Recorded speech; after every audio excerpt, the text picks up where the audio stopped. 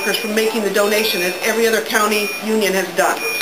So in our flyer, on this page, there's a, if you were ratifying this contract, a yes vote and a no vote, okay? So if you vote no, you're voting for the mayor to declare fiscal urgency and reach in and grab those 5 things I described, okay? So a no vote does not mean we're not going to give money. We would all vote for that in a heartbeat, right? None of us want to give the money. But if no vote means the mayor calls fiscal urgency and reaches in and grabs those 5 things. Our yes vote is those 5 things we give voluntarily, but in exchange, we leverage these other things. Those other things are huge. We get a seat at the table with our experts. We are going to hire, and we have hired already, the Cyberry Group, who turned around Cook County to be SEIU's consultants. They're not going to be paid by management, they're going to be paid by us. We're going to have 100% control. We're going to send them into the financial world and do the, what they call forensic accounting, and diagnose that broken system where we are losing millions of dollars a year. Our expertise is clinical. We don't need someone to tell us what staffing should be. We know what safe staffing should be. We already know we're staffed to the bone. We don't need a consultant to come in and tell us how to staff our units. We know how to do that safely. We can handle the fiscal or the clinical efficiencies. If there's any to be had in our areas, we can take care of that. We need someone to go where we have no expertise. None of us, unless we have another profession on the side, have any idea about the fiscal world, I would assume, the billing, the revenue cycle.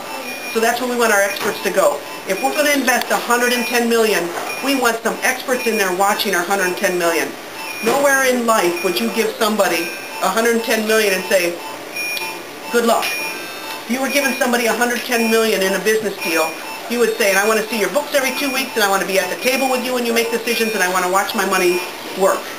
So that's what we bargained here. When you vote yes, you're voting for an efficiency task force that is the labor management, that we have a say. 2 Fridays ago, Dave Woolsey, one of our attendings from the ER, Barbara Scallon, one of our nurses from MI, Lisa Pascal from OT, got together and looked at all your ideas that you've been putting on our website about efficiencies. They picked some of the best ones. They sat down with David Smalls, the COO, and they showed them $23 million in cost-saving efficiencies that labor put on the table in 1 hour sitting. Silly little things, you might think. In the ER, when a patient comes in, they draw blood. They also draw 2 blood culture bottles full of blood when they're sticking the patient, so they don't have to stick the patient if they need blood culture in the future. 95% of the time, they draw those blood culture bottles and they get discarded and never used.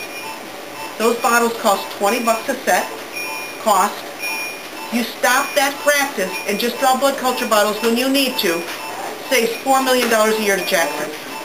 That alone is a $4 million savings. So those are the kind of ideas that you and I can come up with from the clinical setting that will help save money.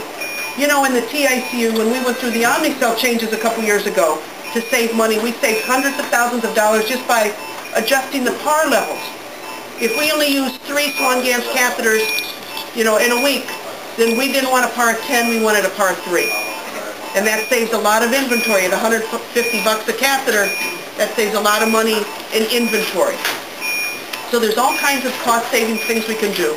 Obviously, I've heard TICU has decreased your infection rates to 0. That's huge. That saves tremendous amount of money.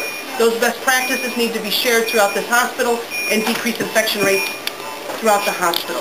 That's an easy way, that's best practice that, you know, saves the patient the infection, but also saves the hospital tons of money on caring for that infection, from vent days, hospital days, antibiotics, etc.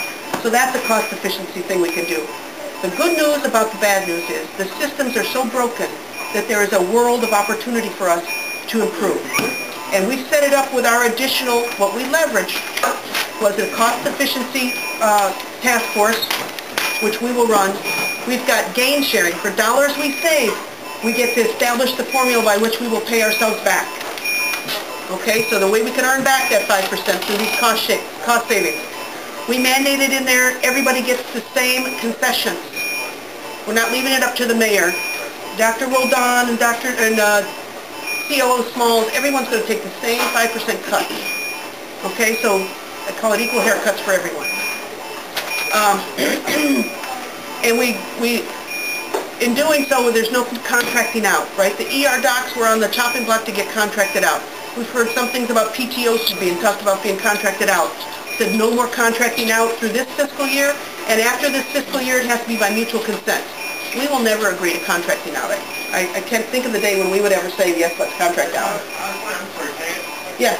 I was just curious about what does that mean? Like when I saw that about the emergency room and trauma center, contracting that out. Right. We got, does that mean? well, they were going to contract out the ER docs. They were going to save $3 million a year by hiring Shoemaker to bring in the doc in a box and not have it be our doctors who've been there 20 years delivering the great quality care. We think that's a problem. Our doctors don't only deliver care in the ER, they sit on our P&T committees, they're integrated, they trained here, a lot of them, they're part of the system. Although they're Jackson paid doctors like you and I are Jackson paid healthcare workers, they're members of our union, they were going to be, their job was going to be sold out to the cheaper bidder. We're fighting that and we won that fight. No contracting out of the ER, of trauma, of the core.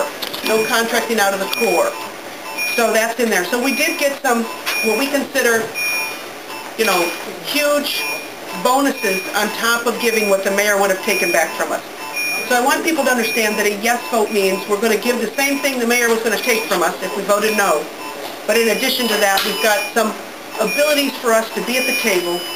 Our experts will be integrated fully at the table with Pricewaterhouse. We will be at the table. We will have a cost efficiency task force into the future. We'll have a gain sharing potential to pay ourselves back whatever monies we save. I think that's everything. Good question. Yeah. That should be good, huh? So the 5% that the pretext dollars that they want us to give as a contribution. That's one thing that they're there's five things. Right. A 1-year freeze on any